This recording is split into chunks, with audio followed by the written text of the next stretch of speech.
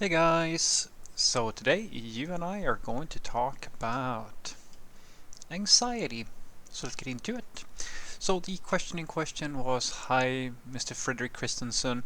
I'm a college student and I have just stumbled upon the absolute gem that is your YouTube channel. After listening to a few videos of yours, it's come to my realization that my school has not really prepared the students well in transitioning into a new environment. I'm in my final year right now. We have many classes that seem very outdated, and the assignment, tasks, and coursework takes so much time to do, and to the point where it is very difficult to be able to make side projects. And during summer, students tend to have to take classes just to make the regular semester more manageable. As a result, it's quite common for students from this program to come out of it without really much to show for besides the unintuitive assignment codes that were developed throughout the course. What should a student do in this situation? Quite frankly, after hearing some of your videos, I'm slightly intimidated at the industry that I will soon be stepping into. There does not seem to be room to make many mistakes. I say this because I'm not an exceptional student by any means, so it's very anxiety inducing to hear that I may not be competitive enough with just my undergraduate degree alone. Please do keep posting these videos. It is very insightful to hear the perspective of a senior.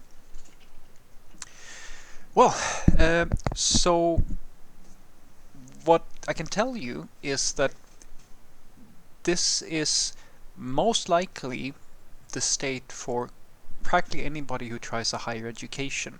Now, I know for a fact that the same sort of anxieties and performance issues, or like performance anxieties that you are describing, is common to any junior that you will ever talk to in IT. I also know that it's a fact that it feels the same way for someone who is in law or is trying to get into law practice or things like that. Medical students, other engineers, 3D designers and artists and things like that. Guys, I'm very sorry to say it, but there is no non-anxiety inducing, non-scary way to do to attempt to go from knowing nothing about something that requires experience, trying to acquire that experience, and then make a profession out of it and actually get paid to do it. It's the same thing for everything. It's always going to be an anxiety inducing or stressful situation. And the thing I can tell you is that it's very normal. You're more or less supposed to feel this way. Like there's no way for you not to do it. I'll make an analogy that I like to say that remember that once upon a time, I'm assuming now that you may have grown out of this. If you have not, please disregard what I'm saying, but you hopefully will get to be secure in this as well. But for most of us, it used to be scary to go to the bathroom, to sit on the toilet, things like that, or walking by yourself down to the mailbox or things like that. Like there are things that as a kid, for example, is very scary. And if you remember, which most of us don't, the way that you did get there to a point where you are hopefully now, where you're not so scared of these things anymore, well, the way you got there is that you literally had to try and then feel scared, and then hopefully your parents who may have given you some emotional support, and then you did it X amount of times. Each of us is different, and some of us never outgrow some fears that we have, but the basics is still the same. If you repeat something for long enough, it will start feeling familiar to you, and it doesn't matter if it's something you're scared of or something you love, so forth and so forth. You don't actually know how long it's going to take for you to change your emotional state about a subject. It can be from falling in love with something, or falling out of love with someone or something, or these, you can't really predict it. The only thing that you do know is that exposure has an effect of your emotional state. And so when I tell you the things that I tell you, you have to understand that it's the same for everybody.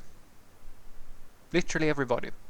So when I say that it's tough to be a junior, it was tough. It was tough for me too. Like I felt exactly the same way, and I'll tell you how I got into the industry and like what I had to do in order to get there. For someone else, it might be a completely different story. I have people who were much faster than I was, and I have people who were worse. than I was. Like I'm not gonna claim that, and I hope that you don't think so, just because you're sitting here listening to me now that I've had like what 10-ish something years plus, where I'm talking about experiences that I had 10 years ago.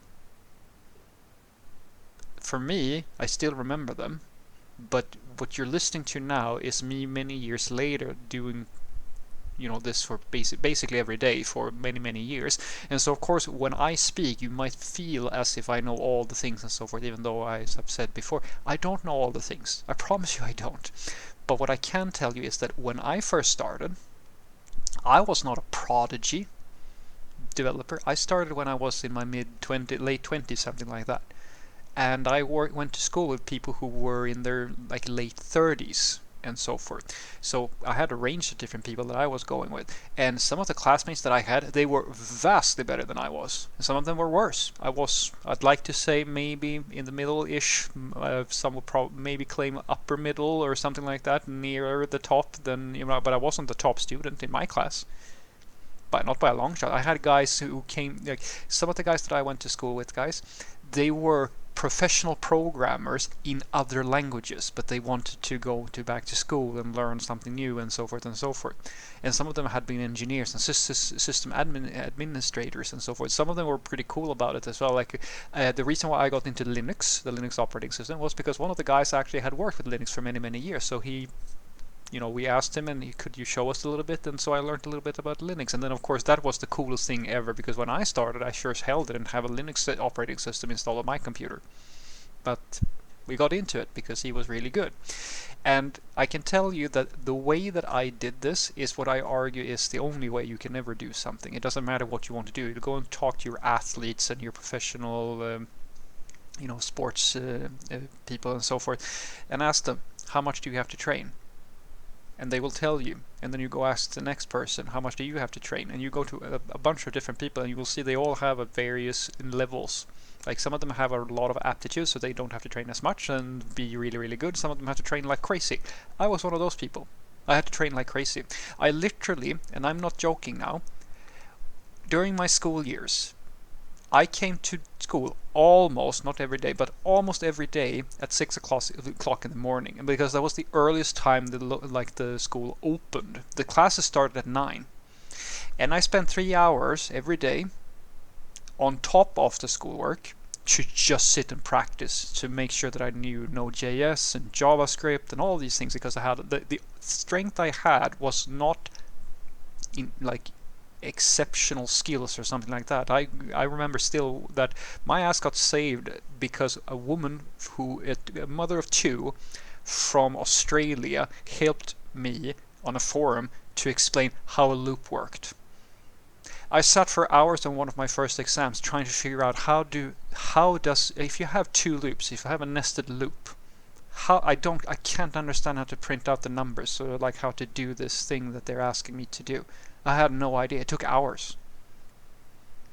And the way I got over it was because I did it once, felt like the dumbest motherfucker ever lived, and then I did it twice, still felt like the dumbest motherfucker that ever lived. Kept on doing it over and over until I didn't feel like the stupid dumbest motherfucker that has ever lived.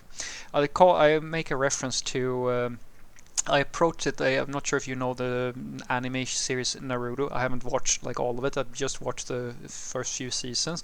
There is a character called Rock Lee in that series. If you don't know him, go and check it out, like his origin story or like the backstory of him, because basically that is the case. Like he is not, and like in this case it's ninjas and so forth, but he is not a gifted student. They had gifted students. He is not one of them. He's below average in many areas, but the way he gets to be one of the better ones is because he works literally 10 times as hard as everybody else. He is, as they call it, a genius of hard work. That is something that I can credit myself with, because my passion, that's the thing I had. I had a lot of passion for software, and so I could commit myself mentally to extended periods of time. Like my friends still tell me like it was impossible to get a hold of me during my school years. I would not answer the phone, because when I was at home, I was coding. When I was in school, I was coding. When I woke up in the morning, or like it was at a stage where it was an obsession. I will go as far as to say that it was an obsession for me, and so I kept on going. And do you think like just because I did all that at work, then yes, magically I was better than a senior? No, I got to be a pretty average, maybe below average junior software developer at my first job. They didn't really like me all that much because I couldn't produce even though I had worked that hard. And then I felt like shit. And then I got my second job where they felt that, yeah, actually, you're pretty decent. And that's what I've been telling you in these videos.